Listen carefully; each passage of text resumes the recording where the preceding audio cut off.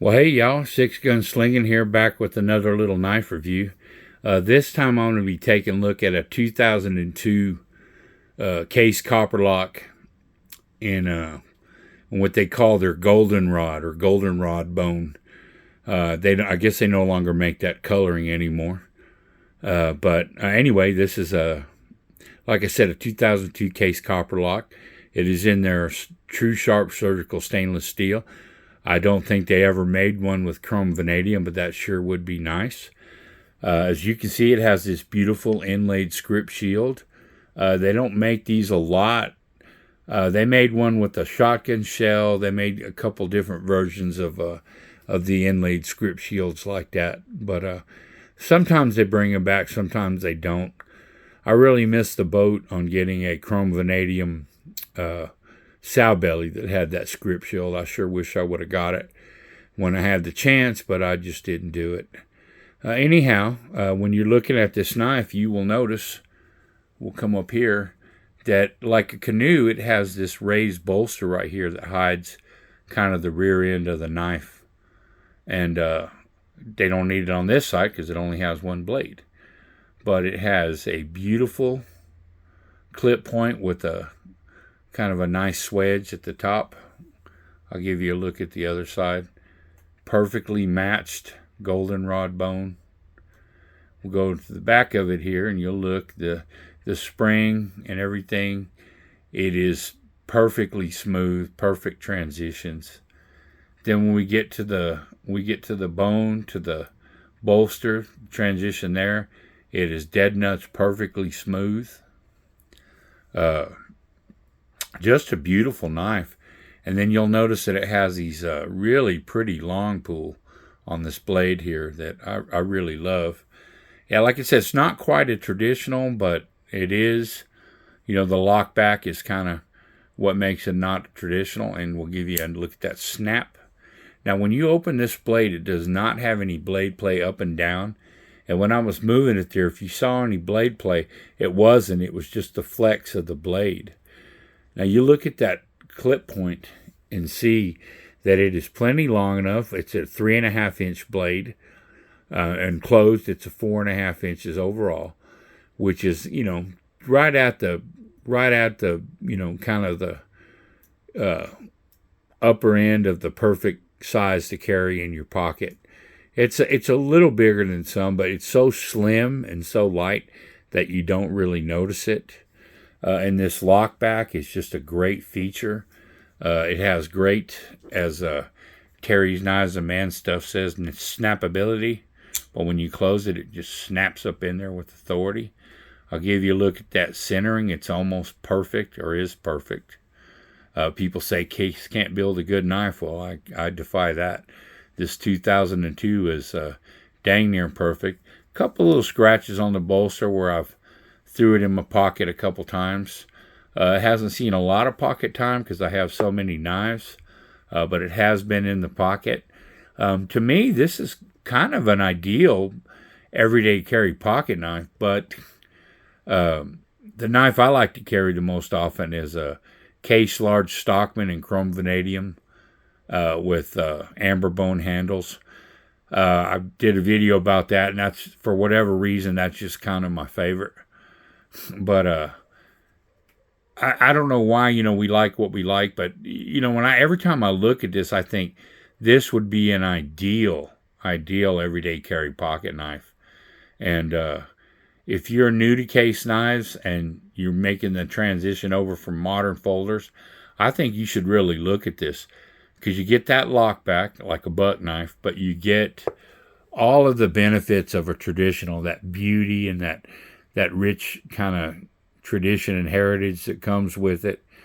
And it's just a really great combination that you get between the two. They do make a knife. I'm sure glad they didn't do it with this one. But Case does make a knife that's in the traditional pattern with the bone handles. It's called a kickstart, but it has a thumb stud, and it has a pocket clip, and it has an assisted opening.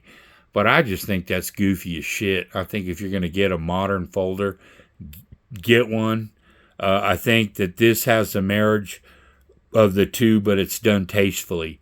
so that it's not offensive or anything. That Kickstarter, it kind of bothers me, you know, but that's just me. I mean, it might check all the boxes for you. I don't know, but this one for me does. When I got this knife, it came with the sheath, kind of a soft-sided sheath for the trapper size, but it seemed kind of goofy and it was too floppy, and it had too much floppinization, and I didn't really like it. So when I did carry this, I carried it in my pocket.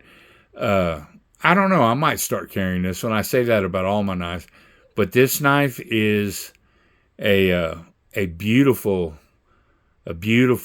combination of a lockback and a traditional knife. Really, really enjoy it. If you want to take a look at it, they still make it, not in this color and not with that script shield, but they still make this knife. I think they've done some great colors over the years. There's a guy on here, his name is Jersey Knife Guy, and he has a whole great big collection of these. I think that's all he does is collect these knives. These knives have actually offended some people the way that the Case Kickstarter offended me. A lot of guys don't like this. It's not traditional. It's not traditional enough, and they just absolutely don't like it. And I think it's ridiculous because this is a beautiful knife. But you know, that's the great thing about the knife hobby. We like what we like, and we don't what we don't. And I do. I definitely love this knife. I got a couple more of these. I don't have a great big collection, but I do have a couple more of these, and I'll show them later. But I'll just give you a look around here.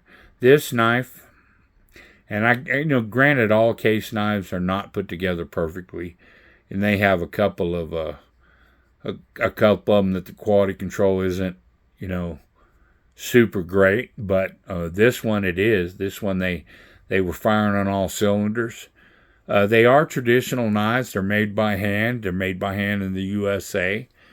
And I wouldn't call them dogs, but you do get some that there wasn't quite as much attention to detail put in when they build them. But if it bothers you that much, Case does have a lifetime warranty, and you can send it back. And they are pretty patient because some people get real excited if it's a little off center and things like that. But it's a traditional pocket knife that's made by hand. I think you do pay, relatively high dollar prices, but not like a GEC or anything. But if you buy a GEC, which you can't find them now anyway, but if you buy one, you're going to pay about double, and you're going to get a lot more attention to detail, but you're going to pay for it. This knife, you're getting a really great knife, and rather than be 100%, it might be 90%, 92%, whatever.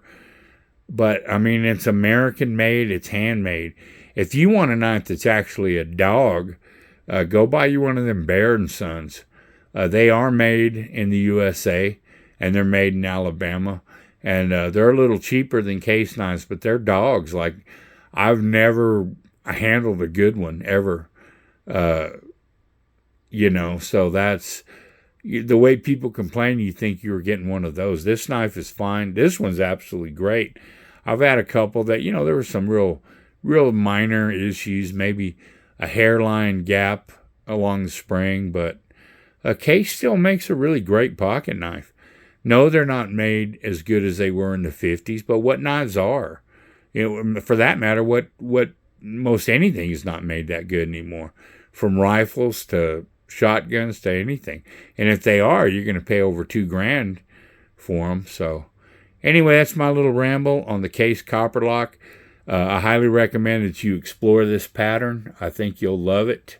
It's for the traditionalist, it clicks all the boxes. But it has that lockback, which for a lot of people, that's a deal breaker. They won't carry a slip joint because they got to have a lockback. And this gives you a very stout, sturdy lockback, gives you a very usable blade shape, gives you a very usable size. And I think you'll like it. Anyway, I really appreciate y'all stopping by. If you like what I'm doing, I hope you'd like and subscribe. And I really appreciate all the new subscribers that have jumped on board. We're pushing 250 right now. That's pretty good. I'm really happy for that. Yeah, I said it before. I'm not looking to be a YouTube star, but I would like to have a nice little community where we look at knives and talk about knives. You tell me your knife and your knife story, or maybe your experiences with this knife. Later on, I'm going to do a couple modern folders on here that I have. I mostly carry traditionals, but I like modern knives. I like traditionals more for now, but I do have a lot of really high-end, good modern folders as well. Anyway, I really appreciate y'all, and we will catch you down the road.